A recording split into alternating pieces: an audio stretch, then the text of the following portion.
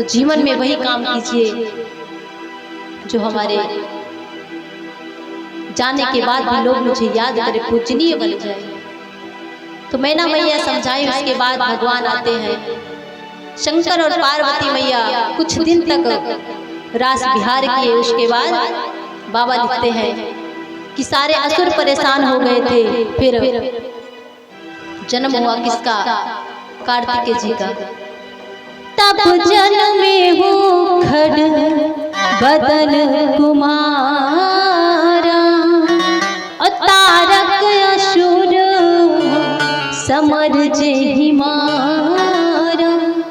तारक असुर को मार देते हैं। भगवान के पुत्र, बाबा के पुत्र कार्तिकेय का जन्म होता है, जो ताड़का नामक असुर को मारते हैं, क्योंकि उसको वरदान था कि आपको भगवान का पुत्र ही मार पाएगा। उसके बाद कथा चली, आगे बड़ी कथा। भरद्वाज जी ने प्रश्न किया था कि राम कवन प्रभु पूछो तो ही। पूछ रहे थे राम को और बताने लगे शंकर भगवान की कथा। तो बाबा कहते हैं कि इस कथा को सुनकर भरद्वाज जी बड़े ही खुश हुए, और ऐसे नहीं इतने खुश हुए कि उनका एक एक रोम जो है वो पुलकित हो गया। तो बाबा लिखते हैं कि शंभु चरित सुनी सरस सुहावा।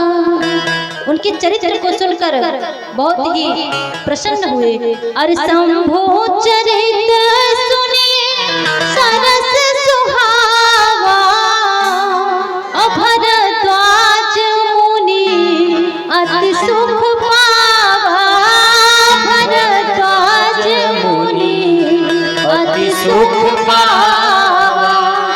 बहुलाल सा कथा पर बाढ़ी, और नयन नीर रो मावल ठाढ़ी।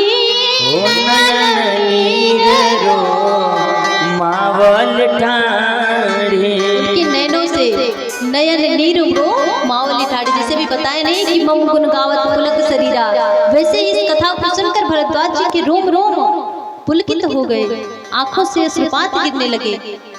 ये सब देखकर याज्ञवल्क्य जी बहुत ही प्रसन्न हो गए। कहा कि अब मैं आपको भगवान का चरित्र सुनाऊंगा। उसके बाद याज्ञवल्क्य जी ने प्रश्न किया कि प्रथमे मैं कही शिव चरित्र बूझा मरम तुहार। मैंने इसलिए भगवान शंकर की कथा कही कि आप अगर कथा सुनने की इच्छुक हैं तो पहले मैं राम के चरित्र को ना कह के शंकर जी का चरित्र कहूंगा, तो देखता हूँ कि आप कथा के रसिक प्रेमी हैं कि नहीं। इसलिए कहते हैं कि प्रथमे मैं कही शिव चरित्र और बूझा मरम तुम्हार। सुच सेवक तुम राम के, आप तो भगवान के बड़े ही सुंदर भक्त हैं, रहित समस्त विकार। समस्त भावनाओं से आप, सांसारिक प्रपंचों से दूर रहने वाले हैं। उसके बाद बाबा कहते हैं कि जैसे ही याज्ञवल्क्य जी ने कहा कि भरद्वाज जी, जो मैं आपको कथा सुना रहा हूँ इसको हजार मुख वाले शेषनाग भी नहीं कह सकते, कहीं न सके सत्य कोट हिस्सा। अरबों खरब जिसके पास मुख है वो भी नहीं कह सकते। तो भरद्वाज जी ने कहा प्रभु जब वो नहीं कह सकते तो आप कैसे कह रहे हैं? तो उन्होंने कहा कि मैं कैसे कह रहा हूँ, मैं नहीं कह रहा हूँ, भगवान कह रहे हैं। कबीरदास जी बड़ी सुंदर ही पंक्ति लिखते हैं कि अपने आप को कभी मैं नहीं कहना चाहिए कि मैं कह रहा हूँ। अभी मैं बैठी हूँ इस पे और मैं सोचूं कि मैं ही कथा कह रही हूँ, नहीं, ठाकुर जी कहलवा रहे तब मैं कह रही हूँ। मुझे तो इतना अनुभव नहीं है कि मैं कैसे कथा कहूँ। कबीरदास जी ने बड़ी ही सुंदर पंक्ति कहा है कि मैना ने मैना